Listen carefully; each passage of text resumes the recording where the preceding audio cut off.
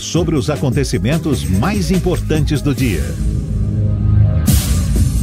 Há pouco mais de um ano para as eleições municipais, muitos dos desenhos começam a ser definidos. No caso, articulações, diálogos e análises de grupos políticos para a definição de nomes que almejam as prefeituras baianas. O ex-ministro Gedel Vieira Lima, há um mês, mais ou menos, se pronunciou a respeito das especulações sobre as eleições municipais do ano que vem em Salvador e revelou que o MDB não deve criar problemas para o nome anunciado pelo grupo de Jerônimo Rodrigues, que a gente sabe é do PT. O ex-ministro e ex-deputado federal Gedel Vieira Lima é nosso convidado, é com ele que a gente conversa agora. Seja bem-vindo. Bom dia, Gedel. Bom dia, uma alegria estar aqui com vocês mais uma vez. É claro que ainda falta muito tempo, mas qual tem sido sua percepção em torno da definição do nome apoiado pelo governo do estado para a Prefeitura de Salvador, uma vez que não será surpresa o governo lançar o nome do PT, ao mesmo tempo em que o MDB, partido com o qual o senhor mantém ligação, tem o desejo de ver emplacado o nome do vice-governador Geraldo Júnior. Olha, vamos partir de um pressuposto. É absolutamente natural que todos os partidos desejem disputar a eleição encabeçando uma chapa. Não é diferente do MDB. O nome do vice-governador Geraldo Júnior, dentro do quadro que está aí, surge como aquele mais natural no campo do liderado pelo Jerônimo, por razões simples. Foi vereador de Salvador, presidente da Câmara Municipal, é vice-governador do estado, tem uma grande atuação na capital. Portanto, é um nome que seria uma candidatura natural. Você iniciou dizendo que eu disse que não deveria criar dificuldades. O que eu coloco de forma clara é que, ao fim e ao cabo, esse processo sendo bem conduzido, eu acho que deve haver uma unidade em torno disso. É natural o PT apresentar candidato, é natural o PT postular uma candidatura. Mas não é natural querer usar o fato de ter o presidente da República e o governador do estado para tentar atropelar aliados e fazer impor uma posição, uma candidatura que não seja natural. A deputada Olívia Santana, do PCdoB, disse mais ou menos a mesma coisa, né? Então pronto, você veja que esse é um conceito que é absolutamente natural. E não dá, uma vez mais, para se repetir, e com todo o respeito à figura pessoal da pessoa que vou citar, uma candidatura majordenice. Não se inventa em política. O nome natural, eu acho que é o do Geraldo Júnior. No entanto, vamos conversar. O MDB, pela sua própria característica, é um partido que está aberto a conversas, aberto a composições, aberto a ver qual é o melhor caminho para conduzir a vitória. Eu acho que a vitória é possível, acho que a vitória é palpável, é viável. Agora vai depender de como o governador Jerônimo Rodrigues conduzir esse processo. Agora, vamos conversar. O que exatamente? Porque a Prefeitura de Salvador nunca foi do PT, na verdade. Então, entre integrantes do partido, muitos já se manifestaram, não, acho que está na hora de fato, a gente pleitear, não é? Conquistar esse espaço. Uma vez definido um candidato do PT, apoiado pelo governo, vai ser uma aceitação com base em que termos? Tem que ter critérios claros, não pode ser um candidato do PT apoiado pelo governo. Um candidato que eventualmente o PT quiser apresentar, se quiser apresentar, ele pontua bem nas pesquisas, ele agrega apoios partidários, ele tem tradição de militância política em Salvador, ele não é uma invenção exatamente para fazer com que o PT possa ter esse desejado, supostamente desejado protagonismo, aí tem base para conversa. Eu estou lhe dizendo aqui o seguinte, o MDB tem um filiado que foi vereador da capital, presidente da Câmara, milita na política municipal, conhece Salvador, é vice-governador do estado, tem dado reiteradas demonstrações de absoluta lealdade ao governador Jerônimo Rodrigues e ao próprio PT. Tem um nome melhor? Tá bom, coloca na mesa esse nome melhor, mas que venha com características objetivas que possa convencer os demais partidos que é um nome melhor. A vereadora, por exemplo, Olívia, é um nome que inquestionavelmente tem militância na política de Salvador. É um nome para ser apreciado, é um nome respeitado. Agora, daí a inventar coisas, eu acho que não é um bom caminho. Você está falando de um processo. Claro. Né? E aí o timing desse processo, o ritmo desse processo é o que está em discussão. Por exemplo, o líder do governo na Assembleia, Rosenberg, ele acha que o timing seria final do ano. O senador Jacques Wagner já acha que é preciso ter uma definição mais cedo, preparar melhor essa candidatura. Com base na sua experiência, Gedel, você estava na oposição ao grupo que hoje governa o Estado, né, na disputa pela reeleição do ex-prefeito João Henrique, quando a opção do grupo liderado pelo PT foi pulverizar, né? Naquela altura houve umas 3 candidaturas. Você fala lá atrás, lá atrás, né? Então, com base nesses antecedentes, na sua experiência como articulador político, considerando que a gente tem um prefeito que está caminhando para disputar a reeleição, está bem avaliado, o prefeito Bruno Reis, perdeu vários partidos, né? Mas qual seria o tempo ideal para a oposição apresentar uma candidatura competitiva? Olha, primeiro que essa história de candidatura, vamos dizer, competitiva, não tem nada a ver com candidatura natural. Porque você pegou um exemplo aí que mostra que esse negócio de competitivo é o processo, é a eleição que faz. O João Henrique, quando foi candidato, meu Deus do céu, me chamavam de... Não era competitivo, não. Era absolutamente descartável. Era uma figura que ninguém acreditava, considerava impossível. Recordista de eleição. De rejeição e tal. Nós apoiamos, eu era ministro da Integração Nacional, fizemos várias intervenções objetivas importantes em Salvador. João Henrique, quase que milagrosamente, como diziam, ganhou a eleição.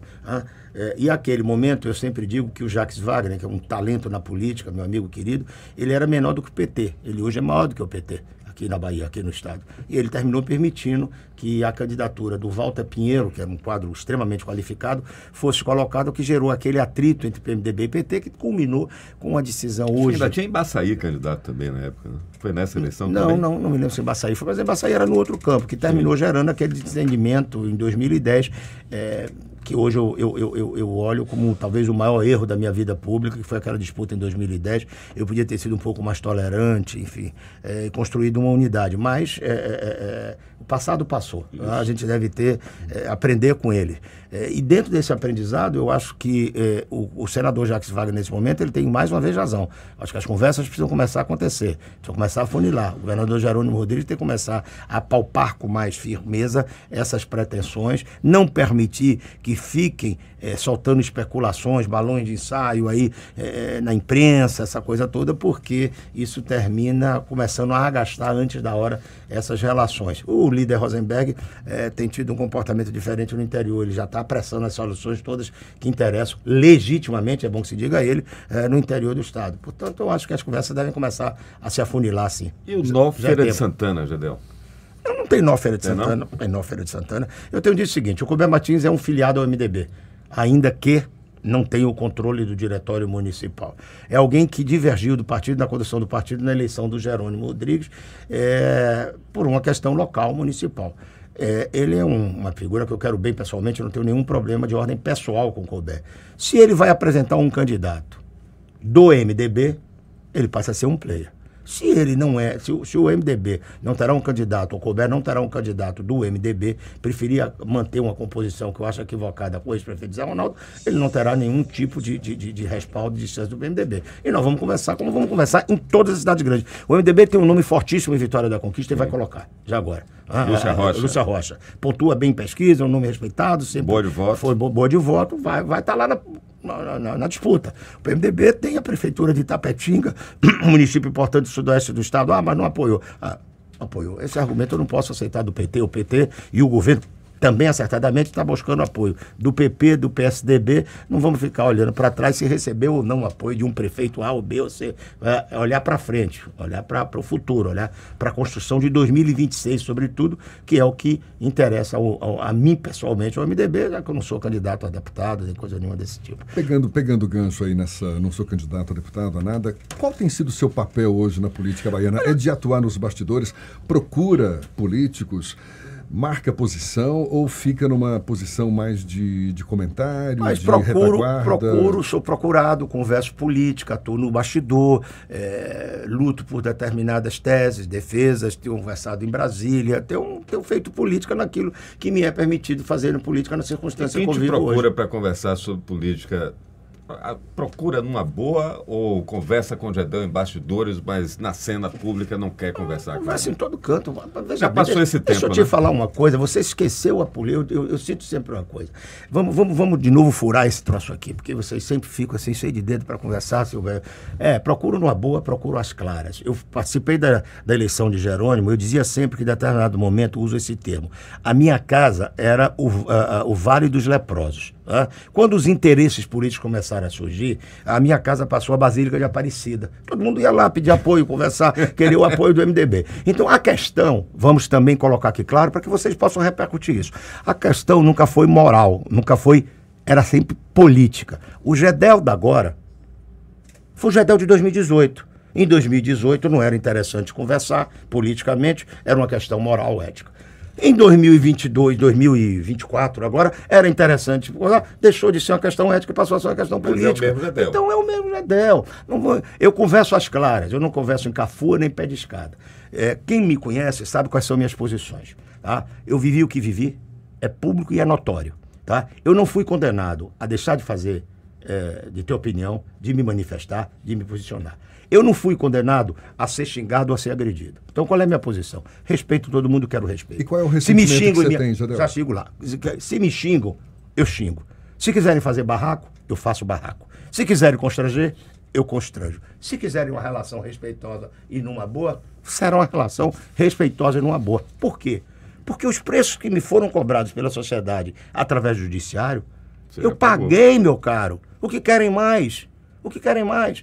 Não vou me inibir, não vou me coibir, eu tenho minhas posições, tenho minha postura, e na minha vida pessoal e política, a única coisa que não podem me acusar é de ter faltado coragem para enfrentamentos. E ressentimentos? Nenhum. A vida é como ela é. A vida é como ela é. Eu digo todo dia, eu vivia numa floresta política, de todos iguais. Um raio caiu na minha cabeça, podia ter caído na cabeça de todo mundo. Se eu disser, e equívocos, eu talvez tenha tido o maior de todos, foi não ter entendido naquele momento que aquele sistema de financiamento de campanha, o jogo estava falido, estava quebrado, estava desestruturado. Agora, digo e repito, tem um dito e você não vê. Ninguém tem autoridade moral para me atacar do ponto de vista moral no jogo político da Bahia. Pelo amor de Deus, eu conheço tudo e todos. Rapidinho aqui, estilo ping-pong, nós estamos chegando para o final. Você tinha dito que era quente, na hora que começa a esquentar, você esfria. É o horário. Vambora, claro, tô brincando, vamos lá. Pergunta que eu fiz para Lúcio quando esteve aqui. Sua opinião sobre o projeto de lei da deputada Dani Cunha sobre discriminação contra pessoas Eu acho correto, como eu acho, veja bem, por exemplo, já que eu tenho um tempinho, vamos pegar esse gancho para tratar de um assunto. Eu sempre achei, doutrinariamente, um equívoco, e acho equívoco agora com o que aconteceu com o Bolsonaro, a punição ao político tratar de inelegibilidade. Eu acho que a elegibilidade ou inelegibilidade, quem faz é a população. Você veja que nos Estados Unidos o Trump está sendo acusado, está indo depor e tudo mais, mas não vedam a elegibilidade dele. Pode até ser candidato preso. Ele vai para a rua. Ele vai para a rua. E a população e a sociedade vai dizer se quer ou não quer. O presidente Lula ficou encarcerado 580 dias, pesando sobre ele acusações importantes. Foi liberado. Não quero discutir se foi inocentado ou não inocentado. Interessa que a população, que é o juiz maior do ponto de vista eleitoral, botou ele como presidente da República. Ele é o presidente da República, saindo da cadeia há 580 dias. Quem vai dizer que não? Quem vai dizer que não? Então, eu acho, por exemplo, quando você veda o Bolsonaro de ser candidato, ao meu ver, é um equívoco, tem outro tipo de punição. Um equívoco porque aumenta o ódio, divide ainda mais a sociedade. Eu vi Levi fazer um comentário aqui que eu gostaria que o Lula tivesse feito no início. Isso que o Jerônimo Rodrigues fez, de dar a medalha para os governadores. Eu acho que é um gesto de civilização política, civilizatório, interessante, e a briga surge de novo na eleição quando vier as diferenças de posição. Eu gostaria que o presidente, em vez de ter ficado, Lula, em vez de ter ficado falando de golpe do Temer lá atrás, disso, daquilo outro, botasse na mesa todos os ex-presidentes para tirar uma fotografia e dizer, estamos aqui pegando a experiência de quem já passou por isso aqui, para a gente acalmar o Brasil, acalmar os corações brasileiros, para as pessoas não continuarem se agredindo nas ruas, nos espaços públicos, para que esse país possa ter tranquilidade para pensar o futuro. Portanto, eu acho que o projeto dela tem, sim, uma certa correção. Não é possível que as pessoas, por serem públicas ou por terem sofrido uma acusação, fique banco, compliance e companhia, dizendo, você não pode abrir uma conta, é isso basicamente, você não pode abrir uma conta. Então estimulando o cara que... Hostilidades como o Rodrigo Maia sofreu aqui em Praia Forte. Mas é o que eu digo, alguns têm temperamento, o Rodrigo vira as costas e faz, outro tem temperamento, tipo eu que vai virar pancadaria e aí pronto, vai ser... Isso é bom? Não é bom. Rapidinho agora, não é agradável. O projeto que prevê a anistia para o presidente Bolsonaro já tem 65 assinaturas de deputados. Você não é dirigente, você não está com mandato, mas é ouvido por parlamentares do país inteiro, evidente. Nos deputados do MDB que lhe pedirem opinião, você subscreveria esse projeto ou não? Olha, depende do que seja colocado. Eu volto a lhe dizer, eu acho um equívoco Do ponto de vista jurídico, a gente aceita sempre, esse ditado não se discute, decisão judicial se aceita, mas eu acho um equívoco a inelegibilidade do Bolsonaro, como foi colocado. Eu não vejo respaldo jurídico. Essa história, o golpe foi crime de opinião. Eu acho que você tem outros... E eu divido de Bolsonaro. Fui colega de Bolsonaro 28 anos, nunca tive uma relação boa com o Bolsonaro, penso diferente do Bolsonaro, acho que ele não foi bem para o Brasil, não foi bom para o Brasil, mas se a gente vai falar com racionalidade, eu acho que a gente precisa de estender. Você levar um ex-presidente em inelegibilidade, porque o cara fez uma reunião com embaixadores e questionou as urnas, a gente tem que ter uma definição clara do que é crime de opinião, do que é essa história de liberdade de expressão é boa para umas coisas, liberdade de expressão não é boa para outra. Eu chego aqui, lhe xingo, lhe agrito, liberdade de expressão. Daqui a pouco você fala, não, para mim não vale a liberdade de expressão. Eu achei um equívoco e acho que isso radicaliza o discurso do país. E me permito dizer que eu acho que o PT devia distensionar essa coisa. Bolsonaro passou, deixa Bolsonaro lá. Bolsonaro só teria retorno e volta se o governo do Lula for um fracasso. Estão fazendo com o Bolsonaro agora o que fizeram com o Lula em 2018. É tirar um player da eleição no tapetão. Se ele tiver que ser candidato lá adiante, o adversário dele vai mostrar os equívocos, os erros, a política direitista, fascista, a forma de se expressar equivocada que ele fez. E o eleitor, que é o juiz final na política, você, Levi, quem for votar, vai dizer, é isso que eu quero, é isso que eu não quero. É isso que eu quero, é isso que eu não quero. E aí você tem sempre presidente legitimado. Quando você, através de manobras, retira determinada corrente de opinião, o representante maior de uma corrente de opinião do debate político, você deslegitima o processo. E quem vai dizer quem é Bolsonaro, quem é Jadeu? Vocês. A liberdade de expressão, a liberdade de imprensa. Você vai fazer a crítica, vai expor, vai colocar, e o juiz maior eleitoral é o povo, vai dizer. É a minha opinião. E, portanto, eu acho que a Dani tem lógica o projeto dela. Acabou. Vamos lá, o nosso tempo, infelizmente. Mas valeu. Jadel Vieira Lima, muito obrigado. Eu que agradeço. E até uma próxima, então. Prazer estar com vocês aqui e, sobretudo, ver o Levi trabalhando logo, porque ele agora se acostumou a ficar trabalhando com um copo de cerveja e camarão lá naquela belíssima Valença. Portanto, foi uma beleza tê-lo aqui. Um prazer imenso. Muito obrigado a vocês. Ex-ministro, ex-deputado federal Jadel Vieira Lima, muito obrigado mais uma vez. 8h49 na tarde fina.